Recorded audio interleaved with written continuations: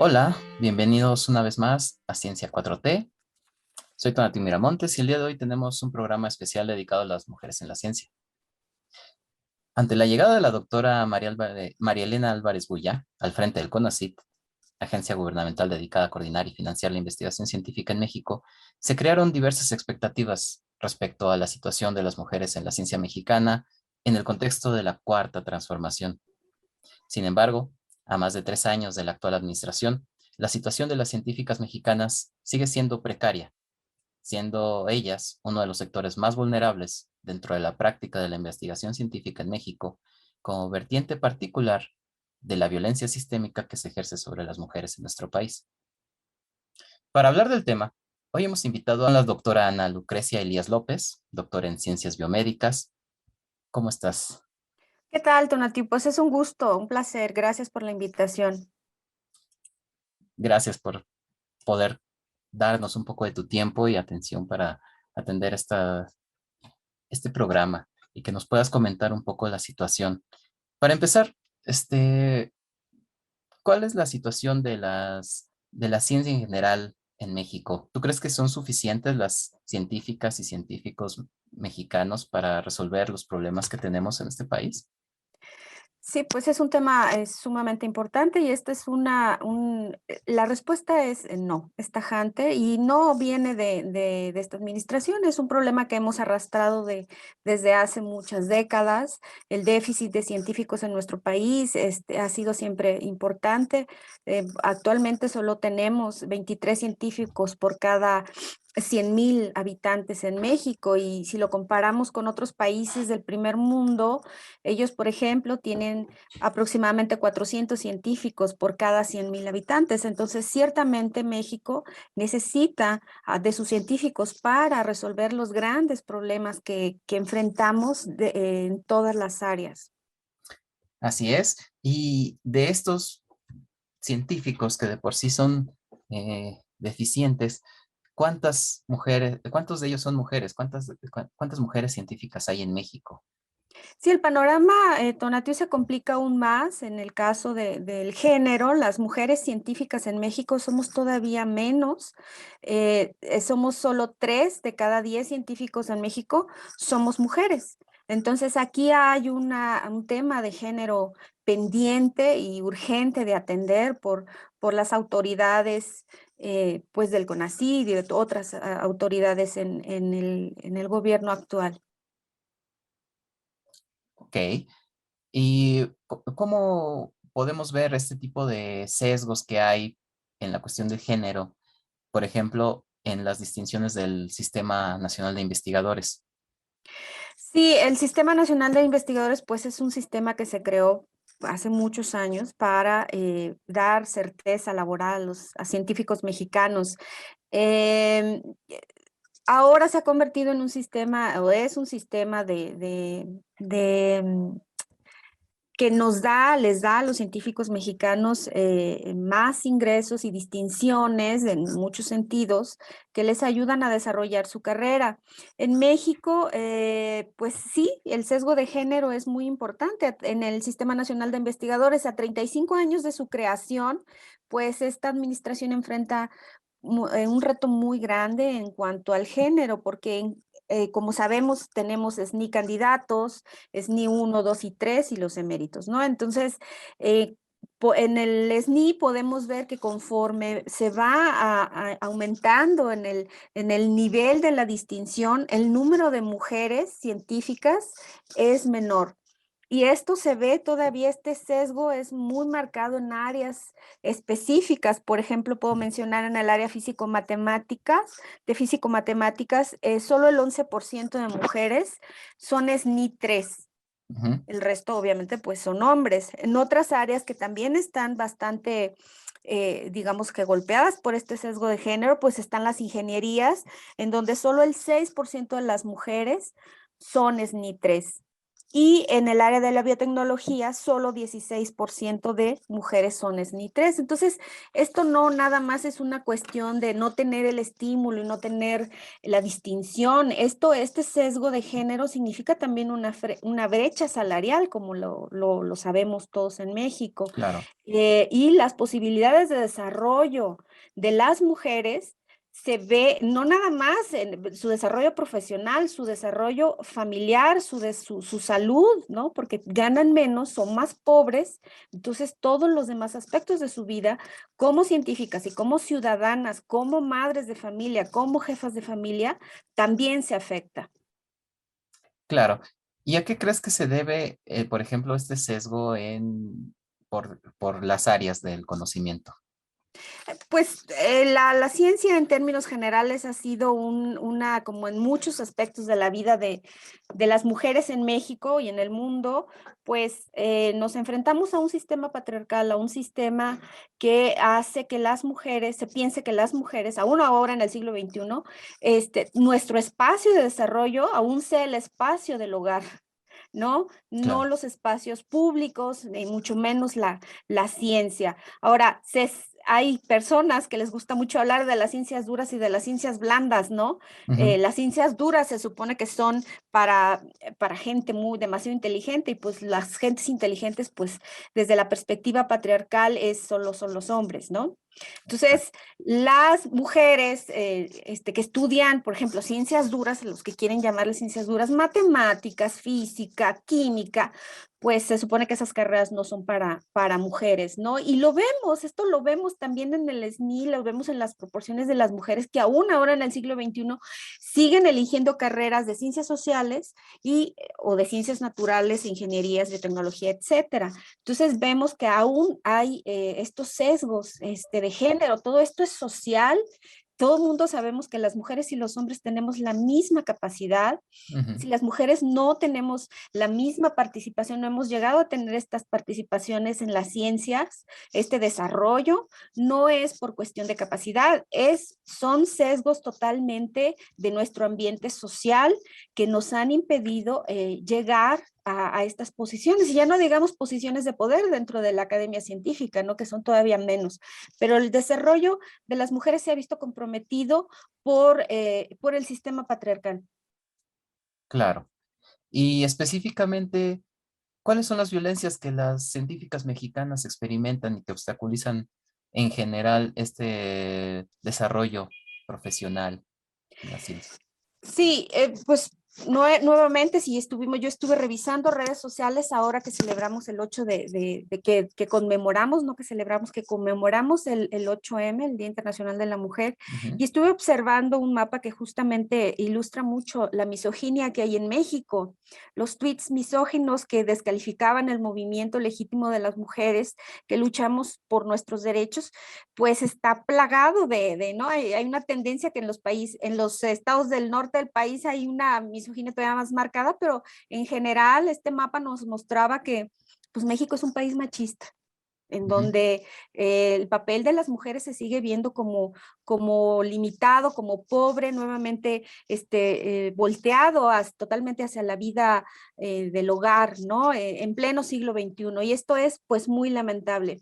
Pero bueno, aunado a esta violencia machista, misógina y a estas profundas desigualdades que mencioné que existen dentro del Sistema Nacional de Investigadores, pues la comunidad científica mexicana está completamente enterada del valor que han tenido varias científicas mexicanas de denunciar acoso sexual, laboral en las distintas instituciones que se dedican a la investigación científica en nuestro país. Lo sabemos por mujeres que lo han hecho a través del CINVESTAB, la UNAM, institutos nacionales de salud. Conocemos los casos de cerca, han hecho esto también visible a través de redes sociales, ¿no?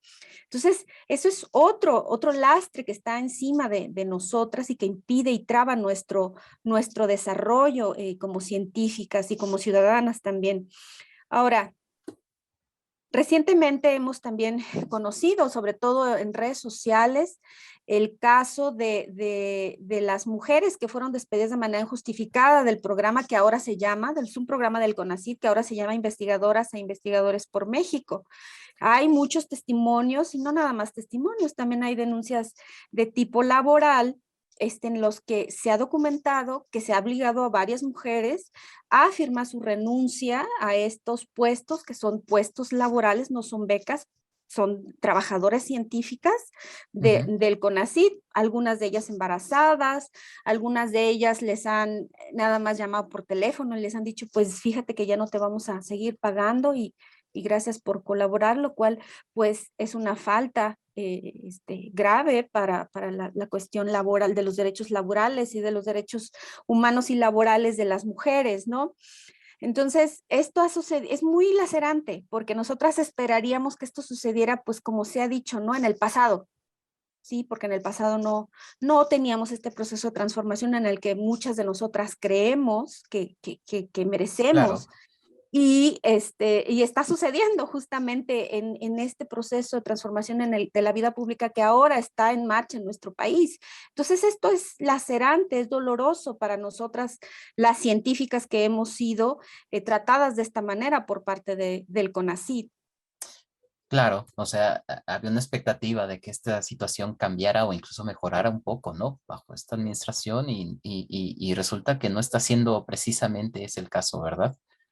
Ahí, Eh, Ciertamente, ciertamente, personalmente yo puedo decir que a mí me llenó de mucho júbilo, de mucha ujú, alegría saber que iba a haber una mujer por primera vez en la historia del país y del CONACYT que iba a dirigir el CONACYT. Estaba yo muy feliz, muy contenta y tenía grandes esperanzas, no solo de que mi labor siguiera por buen camino, sino que pudiera yo tener la posibilidad de mejorar y de tener más apoyo de parte de la administración femenina de estos tiempos. Y no fue así, yo fui despedida injustificadamente, fui una de las que se fueron despedidas hace 2 años, ujú. y eso me ha tenido muy triste y me ha tenido con una zozobra importante, porque cuando a los seres humanos se nos violan derechos humanos y laborales, pues eso nos pone en vulnerabilidad de Sí, nuestra salud mental, obviamente económicamente, familiarmente, y lamentablemente pues entramos en un contexto de pandemia.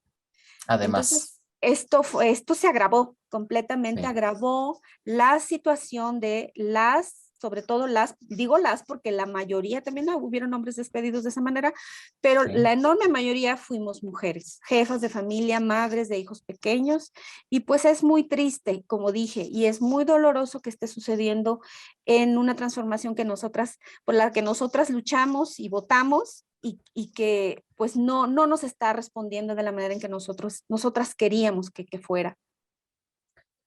¿Y tú qué crees que es lo que está pasando? ¿Por qué crees que están ocurriendo estas situaciones? ¿Crees que hay una cuestión ahí de un mal manejo de los programas o crees que tenga que ver con el presupuesto o qué es lo que pensarías que está ocurriendo aquí o simplemente no hay la suficiente prioridad por parte del gobierno para echar o impulsar la ciencia y en particular evitar esta vulnerabilidad a la que exponen a las mujeres? Yo, es un punto de vista personal, Sí, claro, esto es. yo pienso que el señor presidente Andrés Manuel López Obrador no tiene nada en contra de las mujeres y tampoco tiene nada en contra de los científicos. Yo creo firmemente que no es así, porque la enorme mayoría de los científicos, estoy convencida de ello, queremos un cambio no solo dentro de la academia, sino que también en el país queremos un cambio y queremos verdaderamente contribuir porque nos apasiona nuestro trabajo, de verdad queremos contribuir a resolver los grandes problemas que enfrenta nuestro país.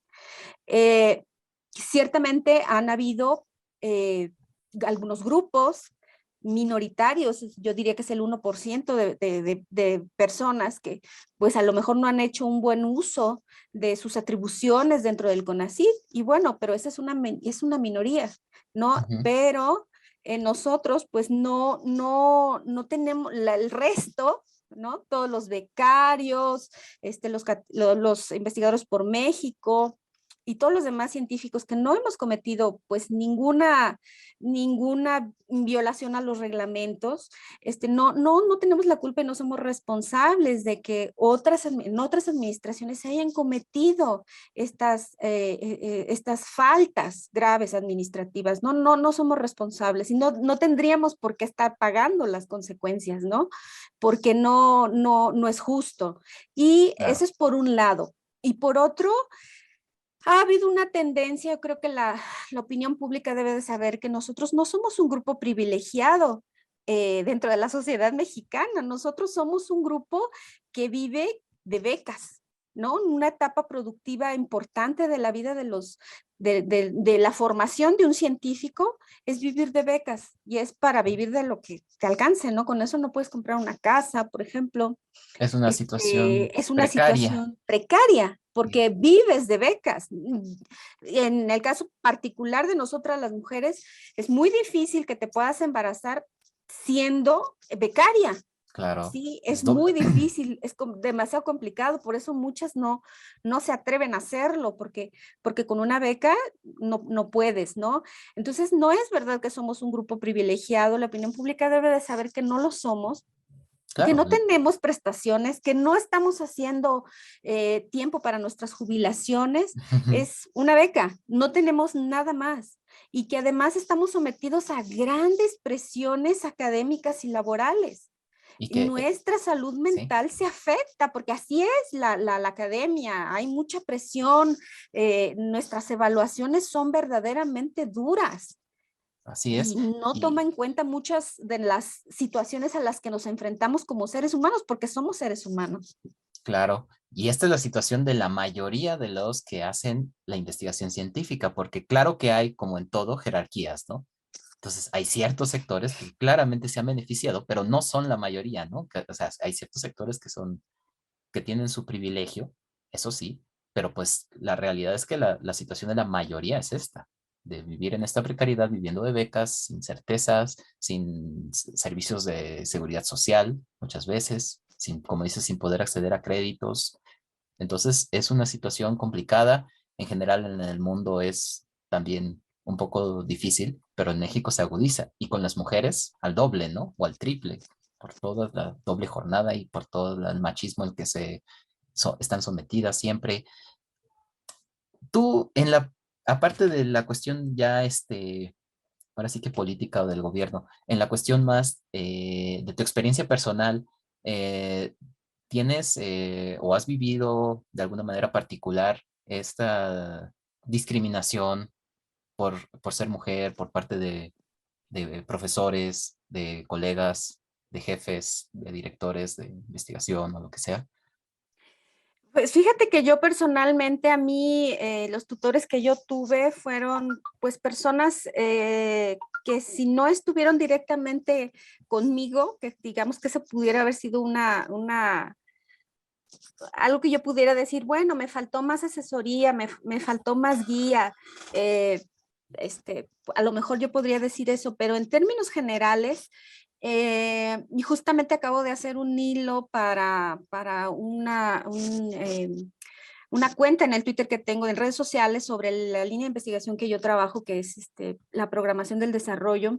Y yo decía que habían hombres que me habían apoyado más que mujeres, porque desafortunadamente en esta estructura patriarcal, las mujeres, algunas no todas, tienden a reproducir estos mismos patrones patriarcales y Ujú. a tratar a las que estamos de subalternas de la misma manera en que nos trataría un hombre, ¿no? Y eso es muy doloroso, es muy injusto porque pues somos mujeres y tenemos las mismas problemáticas para salir adelante, ¿no? Y que no se comprenda resulta realmente bastante doloroso. Pero a mí directamente comentarios o que me hayan acosado directamente, a mí realmente no. Pero no sé si pueda compartir un tweet que ahora que estuve siguiendo el 8M en redes Ujú. sociales, yo hice el doctorado en el Instituto Nacional de Ciencias Médicas y Nutrición, es una gran institución y todo, pero con Sí, todo muy y eso, pues prestigioso. todas las instituciones en México, pues padecen de lo mismo. Y ella dice textualmente, yo no la conozco, pero dice textualmente, saludos al entonces residente de terapia intensiva que cuando era interna me dijo, wow, no eres tan pendeja como aparentas. Y si no vas a Ay, hacer el desayuno, al menos lo compras, ¿no? A eso le dijo en claro. nutrición. La chava tiene una bata de nutrición, por cierto, muy valientemente se muestra y dice, ahora soy top mundial en mi especialidad, profesora, investigadora y mil cosas más. Y yo la felicito, se llama Irene Treviño, porque me llamó mucho la atención su tweet y qué bueno que se haya podido reponer de esa violencia, que seguramente no fue ni la única ni la primera, pero Así es. que quise compartir porque ese es el nivel de la violencia diaria, ¿no? Que viven las mujeres dentro de las instituciones públicas de nuestro país. Así es. Y es bastante vergonzoso que eso todavía se vea en este siglo, ¿no? Pareciera que son cosas ya olvidadas y hay quienes lo creen y la realidad es de que sigue siendo totalmente vigente esta lucha porque todavía está eso, ¿no? Porque todavía se enfrentan con una gran frecuencia.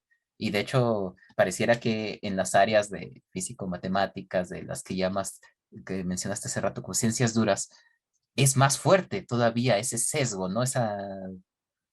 Esa discriminación que hacen, porque es un territorio ahora sí que casi dominado por hombres Ujú. y la misoginia domina, ¿no? Totalmente.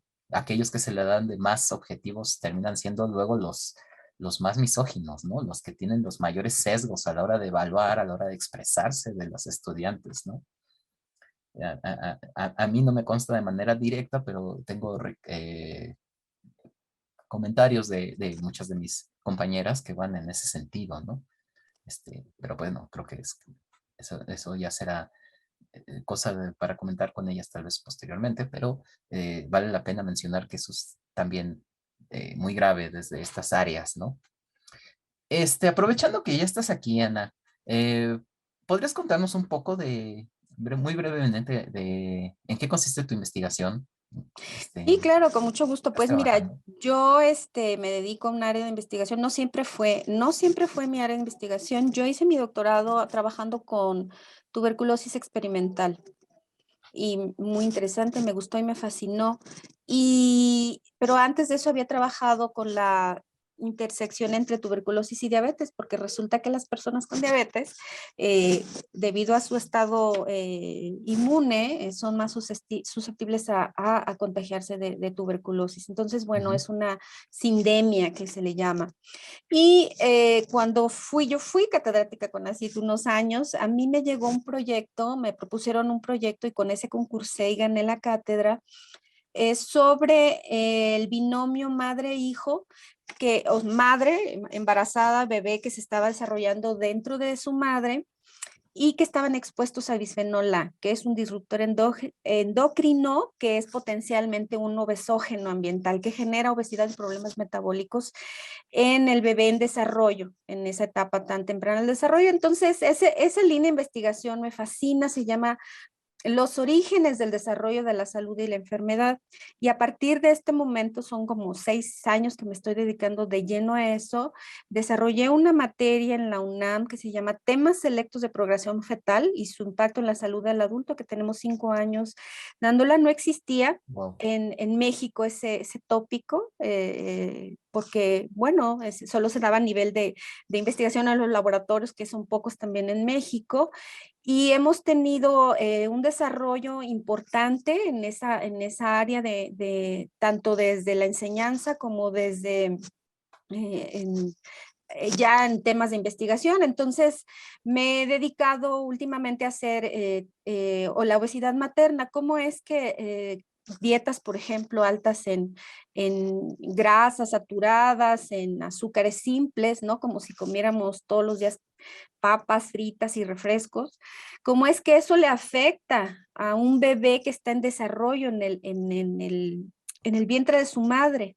Entonces, este fenómeno se llama programación del desarrollo. Entonces, todos estos impactos ambientales que un bebé en esa etapa crítica del desarrollo recibe, Ujú. lo programan para desarrollar en su vida adulta problemas metabólicos, obesidad, diabetes, enfermedad cardiovascular, etcétera, ¿no? Y yo lo hago a nivel de investigación básica en modelos animales y recientemente pues fundamos una cuenta en el Twitter que se llama Instituto Doha y ahí Ok. hacemos difusión y hacemos difusión y estamos tratando de hacer prevención y promoción de la salud ahí también, es relacionado a esta etapa de vida, que lo que se le llaman los primeros 1000 días de vida de un ser humano, que tienen que ver con el embarazo y los 2 primeros años de vida de un bebé.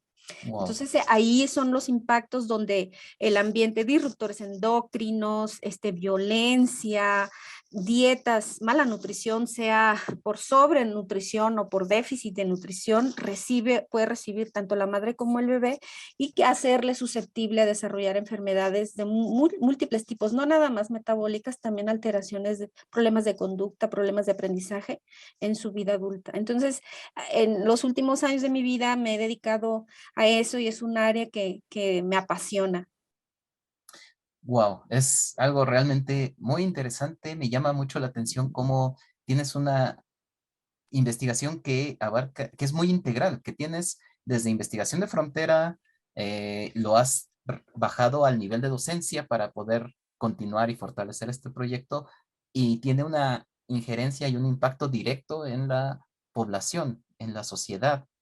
Y esta comunicación que estás haciendo está muy interesante, está muy padre y te felicito mucho porque me parece muy, muy importante que estén haciendo una investigación tan, con tantos vértices y con tan integral, tan completa. Sí, gracias. Tenemos un gran compromiso nosotros con la salud de México. Como sabes, tenemos una epidemia muy importante, Sí, obesidad, diabetes. Es una enfermedad que nos ha puesto en jaque, puesto que nos hace susceptibles, nos hizo susceptibles con H1N1 y ahorita lo vimos con la pandemia por COVID. así es. Vimos que realmente son problemas que le urge al país atender y que debemos irnos ahora sobre todo a la prevención. Debemos de mejorar nuestra nutrición. Estas son enfermedades básicamente de la mala nutrición. Padecemos de un ambiente obesogénico muy adverso en México. Entonces también debemos de promover ambientes, por ejemplo, escolares libres de comida chatarra, de bebidas azucaradas.